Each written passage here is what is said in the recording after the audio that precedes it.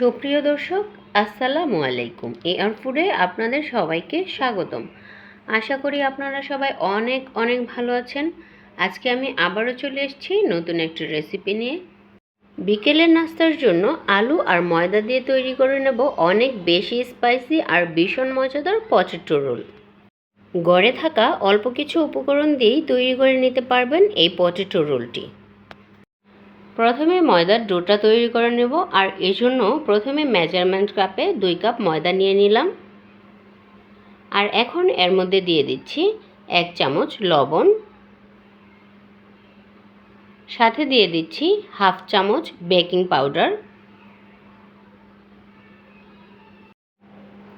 আর এখন এখানে দিয়ে দেব 2 টেবিল চামচ পরিমাণ রেগুলার খাবার তেল।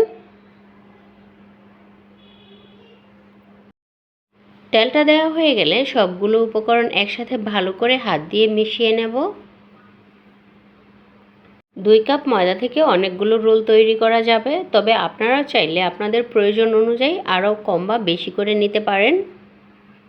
তো মেশানো হয়ে গেছে। এখন এখানে আমি রুম টেম্পারেচারে থাকা নর্মাল পানি অ্যাড করে দিচ্ছি, আর আমি পানিটা অল্প অল্প করে দেখে দেখে দিচ্ছি।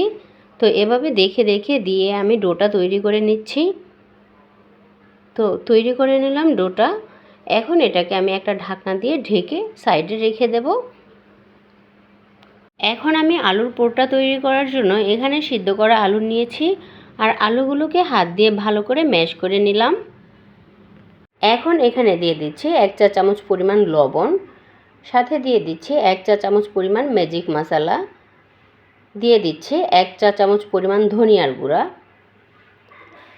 1 চা চামচ পরিমাণ মরিচের গুঁড়া, আর সাথে দিয়ে দিচ্ছি 1 চা চামচ পরিমাণ চিলি ফ্লেক্স।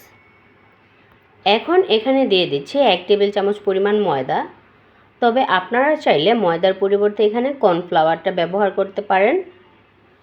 তো এখন সব কিছু একসাথে খুব ভালো করে মিশিয়ে নিলাম। এখন ঢেকে রাখা ডোটা দেখে নিচ্ছি। ডোটা কিন্তু বেশ নরম হয়ে এসছে। এখন এটাকে আমি 2টা ভাগে ভাগ করে নেব। তো এখন রুটি বেলে নেব।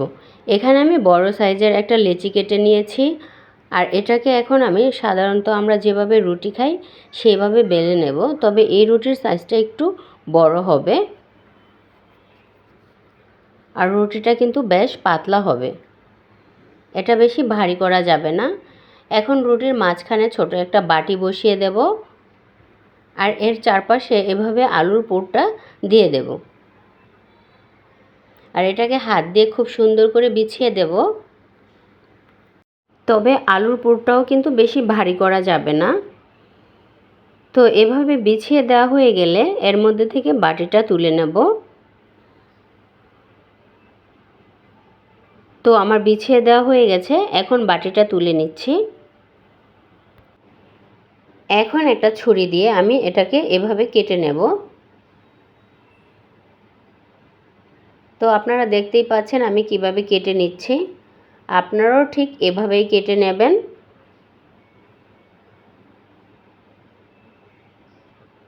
তো কেটে নেওয়া হয়ে গেলে একটা রোল তৈরি করে আমি আপনাদের দেখিয়ে দিচ্ছি। তো এভাবে করে নিলাম। এখন এর বাড়তি অংশটা আমি হালকা একটু পানি মিশিয়ে এভাবে লাগিয়ে দিলাম, তাহলে তেলের মধ্যে দিলে আর ছুটে যাওয়ার সম্ভাবনা থাকবে না। তো এভাবে আমি সবগুলো করে নিয়েছি। এখন আমি এগুলো তেলের মধ্যে ভেজে নিচ্ছি। তো এখানে একসাথে অনেকগুলো রোল ভেজে নেওয়া যাবে, আর বাকি যেগুলো থাকবে সেগুলো আমি আবার পরে ভেজে নেব। তো এখন এগুলো আমি উল্টে দিচ্ছি। তো এই পর্যায়ে আমি আমার চুলার আঁচটা মিডিয়াম থেকে লো হিটে রেখেছি। তো এভাবে উল্টে পাল্টে নেড়ে চেড়ে প্রপার কালার আসা পর্যন্ত খুব ক্রিস্পি করে ভেজে নিতে হবে। তো ভাজা হয়ে গেছে, এখন এগুলো আমি প্যান থেকে তুলে নিচ্ছি। একদমই সহজ একটি রেসিপি। বিকেলের চায়ের আড্ডায় যদি থাকে এরকম মুচমুচে রোল, তাহলে তো আড্ডাটা একেবারেই জমে যাবে। আশা করি আমার এই রেসিপিটি আপনাদের অনেক বেশি ভালো লেগেছে। ভালো লাগলে লাইক, কমেন্ট আর শেয়ার করতে ভুলবেন না। আজ এ পর্যন্তই। আল্লাহ হাফেজ।